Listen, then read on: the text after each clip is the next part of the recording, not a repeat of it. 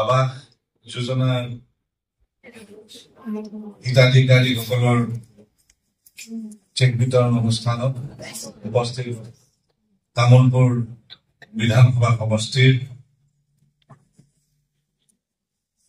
মাননীয় বিধায়ক যোগেন্দ্ৰ মাৰী ডাঙৰীয়া, মঞ্চত উপবিষ্ট সন্মানীয় MCLA ৰঞ্জিত গৌৰা নাৰ্জাৰী ডাঙৰীয়া, হেমন্ত কুমাৰ ৰাভা ডাঙৰীয়া, TLCC চেয়াৰমেন সন্মানীয় পবিত্ৰ নাৰ্জাৰী ডাঙৰীয়া, ফণীন্দ্ৰ নাৰ্জাৰী ডাঙৰীয়া প্ৰমুখে আজিৰ এই অনুষ্ঠানত উপস্থিত জিলা প্ৰশাসনৰ বিষয়াসকল, খণ্ড উন্নয়ন বিষয়াসকল, গ্ৰাম উন্নয়ন বিভাগৰ বিষয়াসকল, সাংবাদিক বন্ধুসকল আৰু আজিৰ এই অনুষ্ঠানৰ মুখ্য আকৰ্ষণ আমাৰ সন্মানীয় হিতাধিকাৰীসকল।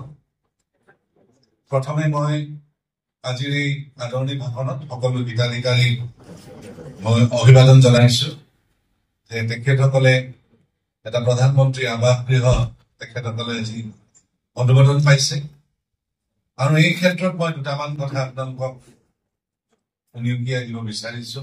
ইতিমধ্যে মাননীয় মুখ্যমন্ত্ৰী মহোদয় আপোনালোকে ভাষণত শুনিছে যে যিসকলে এতিয়াও ঘৰ পোৱা নাই, পৰৱৰ্তী পৰ্যায়ত যেতিয়া ছাৰ্ভে হ'ব, এই ছাৰ্ভেৰ জৰিয়তে তেখেতসকলে এই ঘৰ পোৱাৰ কাৰণে আবেদন কৰিব পাৰিব।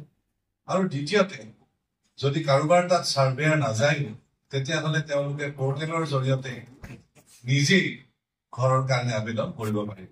নিজৰ ঘৰৰ ফটো উঠাই দি বেনিফিচিয়াৰিজৰ নাম্বাৰ দি নাম দি তেওঁলোকে কৰিব পাৰিব।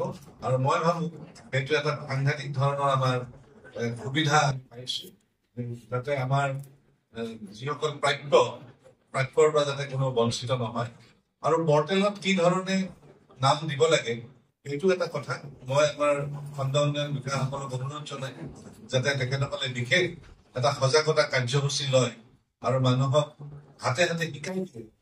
কোনোবা যিসকলে পালে নাপোৱাসকলেও যাতে আমাৰ এই যিটো পৰ্টেলৰ জৰিয়তে নিজেই তেওঁলোকে এপ্লাই কৰিব পাৰে, সেই কথাটো যাতে এটা ভাল সজাগতাৰ জৰিয়তে এইটো ব্যৱস্থা লয়, এক নম্বৰ। দ্বিতীয়তে আজি যিসকল ব্যক্তিয়ে ঘৰ পাব, সেই ঘৰসমূহ কিন্তু ডিচেম্বৰ মাহৰ ভিতৰত তেওঁলোকে ঘৰ সমাপ্ত কৰিব লাগিব। গতিকে সেইটো এটা গুৰুত্বপূৰ্ণ কথা। আমাৰ কেতিয়াবা কি হয়, আমি আমাৰ যিবিলাক অনুমোদন আছে, অনুমোদনবিলাক আমি সময়ত তাক ব্যৱহাৰ নকৰি পিছলৈ থৈ দিওঁ, আৰু পিছলৈ থৈ দিয়াৰ ফলত আমাৰ জীৱনত বহুত প্ৰায়ৰিটিজ আহে, অগ্ৰাধিকাৰ আহে। কেতিয়াবা আমি আমাৰ লগত থকা পইচা আমাৰ বেলেগত খৰচ হৈ যায়, বেলেগত খৰচ হৈ যোৱাৰ লগে লগে আৰু পিছত বস্তু বাহিনীৰ দামো বাঢ়ে, বস্তু বাহিনীৰ দামৰ প্ৰতি লক্ষ্য ৰাখিয়ে অনুমোদন দিয়া হয়। তেতিয়া এই অনুমোদনেৰে আপোনালোকে এই ঘৰটো হয়তো বনাব নোৱাৰিব। গতিকে চৰকাৰৰ যেতিয়া এটা অনুমোদন আপোনালোকে পোৱাৰ পিছতো আপোনাৰ ঘৰটো আপুনি বনাব নোৱাৰিব, তেতিয়াহ'লে আপুনি সেই অনুমোদন পোৱাৰ লগে লগে আপুনি এজন মানে আপোনাৰ যিটো মানে বেনিফিচিয়াৰী হিচাপে আপোনাৰ যিখিনি যোগ্যতা, সেই যোগ্যতা এটা ডাঙৰ প্ৰশ্নবোধক আহি যাব। ফলত পৰৱৰ্তী পৰ্যায়ত আপোনালোকে মানে বিভিন্ন শিতানত সুবিধা পোৱাৰ ক্ষেত্ৰতো বাধা হ'ব পাৰে। গতিকে সেইকাৰণে কৈছো ডিচেম্বৰ মাহৰ ভিতৰত আপোনালোকে ঘৰসমূহ তৈয়াৰ কৰি সম্পূৰ্ণ কৰিব লাগিব। আৰু এই ঘৰৰ লগতে আন কিছুমান কনভাৰ্জেন্সৰ সুবিধাও গ্ৰাম উন্নয়ন বিভাগৰ পৰা আছে বা বিভিন্ন বিভাগৰ পৰা আছে। গতিকে সেইকাৰণে অনতি পলমে আপোনালোকে ঘৰখিনি সমাপ্ত কৰিব আৰু খুব সোনকালে কোৱালিটি মেইনটেইন কৰি খুব ভাল ধৰণে আপোনালোকে ঘৰ বনাব, যাতে আপোনাক চাই আন এজনেও এই কামৰ কাৰণে প্ৰেৰণা পায়। তো মই বিশেষ কথা নকওঁ, আৰু শেষত এটা কথাই কম, যাতে মাননীয় মুখ্যমন্ত্ৰী আজি কৈছে যে এটা হোৱাটছআপ নম্বৰ থাকিব, য'ত মানে পইচা কোনোবাই যদি বিচাৰিছে, যি পৰ্যায়তে নহওক কিয়, চৰকাৰী বেচৰকাৰী কোনো মানুহে যদি আপোনালোকৰ পৰা পইচা বিচৰা খবৰ পায়, তেতিয়াহ'লে আপোনালোকে বেলেগক নালাগে, মোকো আপোনালোকে ডাইৰেক্টলি মোৰ নাম্বাৰটো আপোনালোকে ফোন কৰিব পাৰে বা মোৰ অফিচত আপোনালোকে কমপ্লেইন দিব পাৰে। আমি লগে লগে তাৎক্ষণিকভাৱে তেনেকুৱা বিহিত ব্যৱস্থা লওঁ। তেওঁৰ লগে লগে তেওঁ এগেইনষ্টে আমি FIR দিম।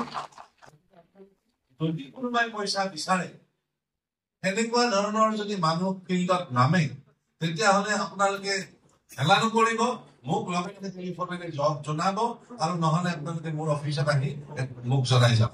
গতিকে এইটো এটা কথা কলো যাতে তামোলপুৰত আমাৰ কোনো ধৰণে এই ধৰণৰ এটা যিটো এটা গভৰ্ণমেণ্টৰ ফ্লেগশ্বিপ প্ৰগ্ৰেম য'ত মাননীয় মুখ্যমন্ত্ৰী মাননীয় প্ৰধানমন্ত্ৰীৰ নেতৃত্বত এটা আঁচনি হৈছে তাত যাতে মাজত দালাল কমাই পেলাই এই কাৰ্যসূচীবিলাক আধাতে আমাৰ শেষ মানে এটা বাধা যাতে নহয় তাৰ কাৰণে যাতে আপোনালোক প্ৰত্যেকেই সজাগ হয়। কাৰণ আপোনালোকে প্ৰত্যেকেই ঘৰ পাব যিসকল যোগ্য। কিছুমানে আহি পেলাই এনেকুৱা এটা মানে আপোনালোকক কথা কব যে মই যদি এইটো আপোনালোকৰ এতিয়া মানে কৰ্ডিনেটছ লগ ইন কৰো তেতিয়াহ'লে আপুনি পাব, আৰু যদি আপুনি মোক তেতিয়া 10-20 হাজাৰ টকা নিদিয়ে কিন্তু মই আপোনাৰ নামটো কিন্তু মই লগ ইন নকৰো, এনেকুৱা ধৰণৰ হয় ভাৱ দেখুৱাব। মই আপোনাৰ ঘৰটো মই আগতে আপোনাক দিম, অন্যতকে আগত দিম, ইত্যাদি ইত্যাদি বিভিন্ন কথা কব। যোনে ঘৰ পাব লগা আছে তেওঁ এনেই পাব, আৰু নিজৰ ঘৰত মই কৈছো বিডিঅ ডাঙৰীয়া যে আপোনালোকে এৱাৰনেছ কৰক যাতে নিজে তেওঁলোকে যিসকলে বাদ পৰি যোৱাৰ যদি ক'ৰবাত এনেকুৱা থাকেও যাতে নিজে যাতে তেওঁলোকে মানে আগবাঢ়ি আহিব পাৰে। এইখিনি কৈ মই সকলোকে পুনৰ আদৰণি জনাই মোৰ বক্তব্য